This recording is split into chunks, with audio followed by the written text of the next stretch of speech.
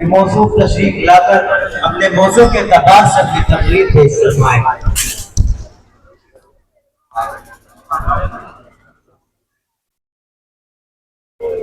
السلام علیکم ورحمۃ اللہ وبرکاتہ۔ الحمد للہ الذی ہدانا سواء الطریق وجعل لنا التوفیق خیر رفیق، والصلاة والسلام على من أرسله هدى هو بالاهتداء حقيق ونورا به الاقتداء يليق، وعلى آله وأصحابه الذين سعدوا في مناهج الصدق بالتصديق وسعدوا في معارج الحق بالتحقيق. أما بعد، فقد قال الله عز وجل في كتابه الممثل: أعوذ بالله من الشيطان الرجيم، بسم الله الرحمن الرحيم، وما أرسلناك إلا رحمة للعالمين، صدق الله العظيم۔ ہر ابتدا سے پہلے، ہر انتہا کے بعد ذات ربی بلند ہے، ذات خدا کے بعد دنیا میں احترام کے قابل ہے جتنے لوگ، میں سب کو مانتا ہوں مگر مصطفیٰ کے بعد۔ معزز سامعین اکرام، محترم رفقائے درس اور حضور صلی اللہ علیہ وسلم سے محبت کرنے والے بھائیوں مسلمانوں، میرے آپ حضرات کی خدمت میں قرآن مقدس کی پارہ نمبر 17 آیت نمبر 107 تلاوت فرمائی ہے۔ اس آیت مبارکہ میں اللہ رب العزت نے نبی پاک صلی اللہ علیہ وسلم کو عالمین کے لیے رحمت کہا ہے۔ عالمین عالمون کی جمع ہے، اور جمع کا اطلاق کم از کم 3 پر ہوتا ہے، لہذا معلوم ہوا کہ عالم یا تو 3 ہے یا 3 سے زائد ہے۔ لیکن جب ہم علماء محققین کی تحقیقات اور تشریحات کا مطالعہ کرتے ہیں تو ہم کو معلوم ہوتا ہے کہ بنیادی طور پر عالم 5 ہے۔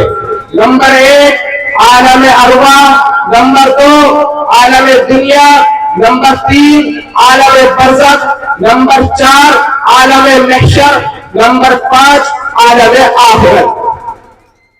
عالم ارواح یہ انتظار کی جگہ ہے، عالم دنیا یہ کام کی جگہ ہے، عالم برزخ یہ آرام کی جگہ ہے، عالم محشر جمع ہونے کی جگہ ہے، اور عالم آخرت یہ انعام کی جگہ ہے۔ تو جہاں تک بات ہے عالم ارواح میں نبی پاک صلی اللہ علیہ وسلم کی رحمت کی، تو یاد کیجئے وہ عہد انس جو تمام انسان اور جنات سے لیا گیا ہے۔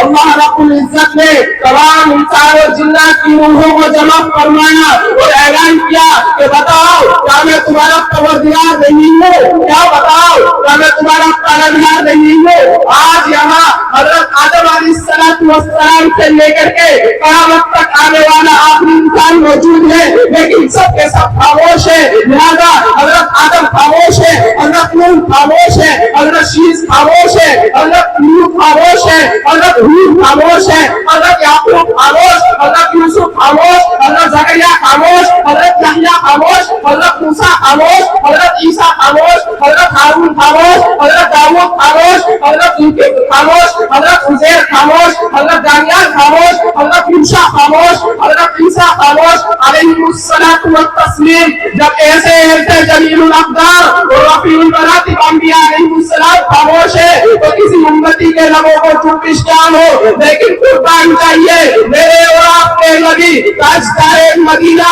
ساقی کوثر، شافی محشر، امام الرسل، ہادی السبل، احمد مصطفیٰ محمد مصطفیٰ صلی اللہ علیہ وسلم کے لبھائے مبارک کو چپش ہوئی اور آپ نے فرمایا کہ ہمارے پروردگار اللہ صرف آپ ہے، تو تمام انبیاء علیہ السلام نے یک لفظ اور یک زبان ہو کر کے فرمایا کہ ہمارے پروردگار اللہ صرف آپ ہے۔ اس تفصیل سے معلوم ہوتا ہے کہ عالم ارواح میں رحمت نبی پاک صلی اللہ علیہ وسلم کی وجہ سے ہے۔ اگر میرا نبی نہ بولتے تو خدا کی قسم کسی کی زبان میں وہ طاقت نہ تھی کہ جو کر جاتی۔ اور جہاں تک بات ہے عالم دنیا کی، تو ہر ایک مسلمان نبی کو رحمت کل بھی سمجھتا تھا، آج بھی سمجھتا ہے اور آگے بھی سمجھتا رہے گا۔ لیکن اگر ہم قرآن کریم کا مطالعہ کریں تو ہم کو معلوم ہو کہ مسلمان تو مسلمان کافروں پر بھی رحمت نبی پاک صلی اللہ علیہ وسلم کی وجہ سے ہے۔ میں کہتا ہوں اٹھائیے قرآن کریم اور یہ پارہ نمبر 2 سورۃ الانفال آیت نمبر 31 اور 32 اور پڑھیے اللہم ان کان ھذا ھو الحق من عندک فامطر علینا حجارۃ من السماء او ائتنا بعذاب الیم۔ کفار مکہ جب وہ جہالت زنا و اناد میں اس درجہ بڑھ گئے کہ اللہ تعالیٰ سے دعا مانگنے لگے کہ اللہ اگر دین محمدی سچا دین ہے تو ہم پر آسمان سے پتھروں کی بارش برسا یا اور کوئی دردناک عذاب ہم پر بھیج دے۔ کفار مکہ کے اس درجہ دیدہ دلی ہر بھرمی اور دلیری کے ساتھ جملے کہنے کے بعد عذاب کو آنا چاہیے تھا، پتھر پر برسنے چاہیے تھے، لیکن ایسا نہیں ہوا۔ اللہ تعالیٰ اس کی وجہ بیان فرماتا ہے وَمَا كَانَ اللَّهُ لِيُعَذِّبَهُمْ وَأَنْتَ فِيهِمْ، اے پیغمبر ان کافروں پر عذاب نہ آنے کی وجہ ان کے درمیان آپ کی موجودگی ہے۔ اس سے معلوم ہوتا ہے کہ مسلمان تو مسلمان کافروں پر بھی رحمت نبی پاک صلی اللہ علیہ وسلم کی وجہ سے ہے۔ اور جہاں تک بات ہے عالم برزخ کی تو آپ اور ہم جانتے ہیں کہ ہر انسان سے قبر کے اندر 3 سوالات ہوتے ہیں۔ نمبر 1 من ربک کا، تیرا رب کون ہے؟ نمبر 2 من نبیک کا، تیرا نبی کون ہے؟ نمبر 3 ما دینک کا، تیرا دین کیا ہے؟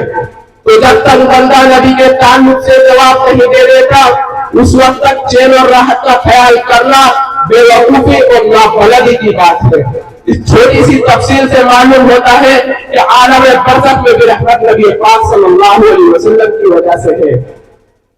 اور جہاں تک بات ہے عالم محشر کی تو جب میدان محشر برپا ہوگا اور ہر انسان اپنے گناہوں کی بقدر پسینے میں لٹپٹ ہوگا، عالم محشر کی سختی کا عالم یہ ہوگا کہ بندے حساب و کتاب شروع کرانے کے لیے حضرت آدم کے پاس جائیں گے، حضرت نوح کے پاس جائیں گے، حضرت ابراہیم کے پاس جائیں گے، حضرت اسماعیل کے پاس جائیں گے، حضرت موسیٰ کے پاس جائیں گے، حضرت عیسیٰ کے پاس جائیں گے۔ حضرت تمام انبیاء علیہ السلام زبان حال سے کہہ رہے ہوں گے کہ خدا کی قسم آج ہماری زبان میں وہ طاقت نہیں کہ جرأت کر جائے۔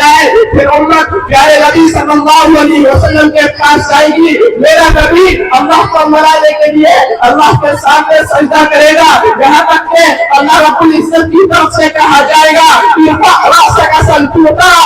پیغمبر سر اٹھائیے اور مانگیے، آپ جو مانگیں گے آپ کو عطا کیا جائے گا۔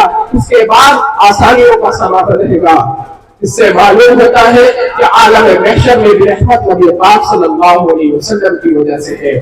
قرآن کہتا ہے وَمَا أَرْسَلْنَاكَ إِلَّا رَحْمَةً لِّلْعَالَمِينَ، ہم نے آپ کو عالمین کے لیے رحمت بنا کر بھیجا۔